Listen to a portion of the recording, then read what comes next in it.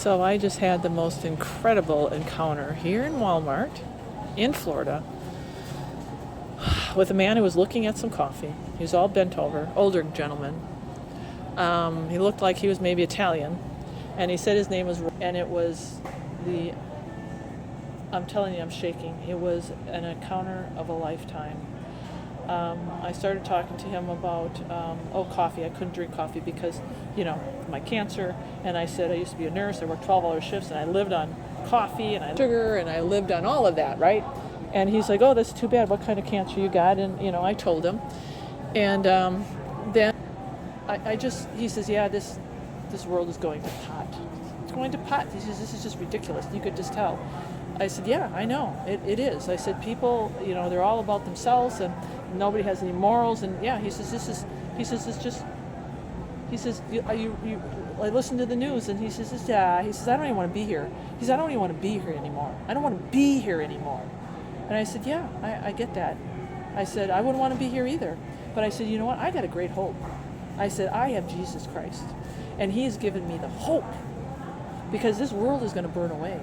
And I said, and he's coming back. I said, I have a house with many, many rooms. And if it were not so, I would not tell you. He's like, what is that? I said, that's the Lord promising me. I said, I have a mansion waiting for me. And I said, I didn't know how to explain it. It just started pouring out of me. And I'm like telling him that, Jesus is like this eternal hope, that we don't have to have any more pain, we don't have any more suffering, we don't have to have anything. And I'm sorry, I'm filming it here, but I got to do it now. So I'm like, there's gonna be no more pain, no more suffering, no more anything. And he's like, yeah, well, he's like, I'm just through. Then I said, can I give you a book? And I knew he didn't want a book. And he's like, I don't read anymore, my eyes are bad. I said, okay, I tell you what. I said, can I pray for you? And he's like, I said, you got nothing to lose. I said, you got nothing to lose. And I said, I tell you what, prayers work. God is listening right now. So if you have something for me to pray about, I'll pray for you. And he says, can you pray for my wife? I said, your wife? He said, yeah, her name is Audrey. And then he started telling me about her. He says, she's got dementia. She doesn't know who she is. She has to have people come in to change her and wash her and feed her. And he says they got physical therapy coming in, and she can't even move. And he's like, he said, just I need for you to pray for her, because it's hard seeing. It's hard.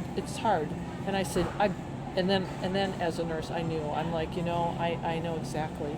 I said, I'm so sorry. I said, I'm so sorry. I said, one of the hardest jobs right now is what you're doing. It's full of pain. I said, I get it. I said, I was just empathizing with them. I said, people don't understand how difficult it is. This is your wife, and she's a shell of a woman now, and you have to take care of her. And I said, I can only imagine what you're going through. He says, yeah, you're right. My kids don't get it. They call me, oh, Mom. And he says, no. He's like, Mom. And I said, I know. You got to be with her 24/7 to see that. He says, yeah, it's not good. It's not good. So I said, what's her name? Oh, and he said, Audrey. And I said, okay, Roy. I said, let me pray for you. I grabbed his hand, and he allowed me. And I prayed for him. Oh, I prayed a mighty prayer. And when I was done, he was shaking his head, and he said, thank you. He said, I don't know. He said, I really hope your prayer, I said, works. He says, I know. I said, I tell you what, I said, you're a good man to stand by your wife. I said, you're going to have a blessing because of it. And I said, hang on, let me tell you this. I said, just so you know, I'm a medical missionary. And he's like, what? I said, I'm a medical missionary. And I said, before I go anywhere, I pray. And God brings me encounters. And he brings me people that need him, that need him, that need him. And I said, it's not by accident that I'm here talking to you right now. And I said, you know what? You may not know God, but he knows you. And he brought me in here for you today. I said, just think about that. God knows you. And he loves you so much that he sent me in here for you today. He didn't know what to say. And it's just crazy. I mean, it's just crazy that this just happened. So please pray for Roy and Audrey. Beautiful, beautiful people who do not know the Lord right now. But the Lord knows him and wants him to be saved. And his wife, Audrey. All right, I wanted to do a little bit of an addendum because that was so powerful last night in Walmart. And I know you're going to ask me, where's Starry now? Well, I'm not at Echo Valley. I'm not at Echo Valley. Long story, the Lord has me on another mission, and this mission is going to blow you away with what God is doing here and how he's using me. It's beyond incredible. I mean, I'm just beside myself. But I am in Florida. So anyway, when I went into Walmart and I ran into this guy, and so when I went into Walmart, here I am by the coffee aisle, and I wasn't. There was like the Lord stuck me there. Like I felt like the Holy Spirit is like, you're not going anywhere, Starry. You're staying right here, and you're talking to him, because there was like nothing to talk about. So I'm talking about coffee. And then, I mentioned my cancer and how I couldn't have the coffee because of the sugar and the creamer. And then he's like, what kind of cancer you have? And then he's like, well, that's too bad. And I said, that's not too bad because Satan comes to rob, kill, and destroy, but God gives me life abundantly. So, but you could tell his attitude.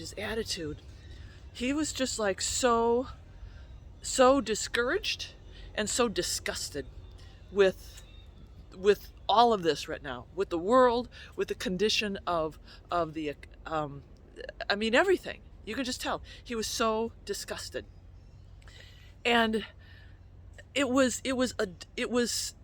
on his face. He was hunched over. It was in his body. It penetrated every bone. I'm telling you, it penetrated every bone to see this man so like I don't even want to be here. He said, I don't want to be here. Why do I even want to be here? And this is how he was talking. He's like, look at this. He says, it's just falling apart. He says, there's nothing here. So what he lacked was hope. There's no hope in this man's eyes. There's nothing. This is the thing. When Satan takes your hope, what is there, right? But, it was really, I'm telling you, it was really crazy that we were standing there right in the middle of the aisle. And like everything just stopped around us, like literally everything. People just walked around us. I didn't see anybody but this guy. And he stayed engaged. Every time he said something negative, I'm like, no, but we have this blessed hope, and he stayed engaged, and he was just like, he's like, it's great that you're so positive. And I'm like, no, but you don't understand. It's not just about being positive. This is about what I have. And we have this eternal promise. And I said, I want to pass that on, right? I want people to get it. So I just talk like how I always talk. I'm just real. When the Holy Spirit is that light that comes out, I can't help but shine. And he stayed engaged, and I'm telling you, we were going to part because I knew he wasn't going to take a book, and I had a feeling that he wasn't going to pray either with me there. So I kind of like just offered prayer. I said, well, I'll tell you what, I'll I can pray for you. And this is what I do. So what's your name? And he said, Roy. And I said, okay, Roy. And I had no expectations of praying right there because I knew this guy was not up for that. And then when I asked about his wife, Audrey, he was telling me, he says, it's not my wife anymore. He says, I come to Walmart so I can escape, so I can get a break. He said, my kids call and they're like, oh, how's mom? And he's like, how do you think mom is? And I said, I know. I said, I know. I said, you have the hardest job. You are on the hardest journey of your life right now. And the woman that you love, that's not even her anymore. He says, yeah, it's not. He says, I have to watch this. as they change her diaper. I felt Roy's pain. I felt that. And then I said, I'll tell you what, can I pray for you now? Can I pray for Audrey now? He said, yeah. Yeah. So I grabbed his hand and we bowed our heads. And I prayed. Well, the Holy Spirit prayed through me. And it was unbelievable. But then the most powerful part of that is just before we parted, and I told him, I said, you know something, Roy? I said, I'm a medical missionary. And I pray before I go anywhere. And God gives me encounters. And then I said, you're the encounter today. I said, the Lord brought me here for you. And then when I told him, I said, you may not believe in God, but he believes in you. He didn't know what to say. You could tell. And he's like, thank you. Thank you. And I could tell we were parting ways, and he's pushing his cart, and he's just like, thank you. Yeah, that's why the Lord has me in Florida. I have had not just 1, 2, 3, I've been having 3, 4, 5 counters daily here. And I'm telling you, when the Lord calls, the Lord calls. I have an incredible life, and I've got an incredible testimony.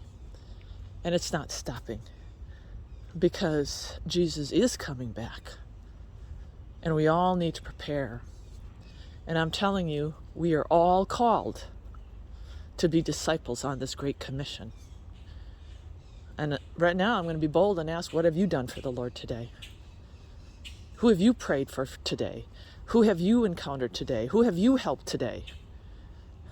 What poor wretched soul who needs the Lord have you reached out to? We're all going to be standing accountable. We can't work our way to heaven, but we are called to do good works. So this week, think about what you have done for the Lord. And if you haven't done anything, you need to start reevaluating. Because as you see with Roy and Audrey, there's a lot of hurting people out there that need hope. And you are the connection between them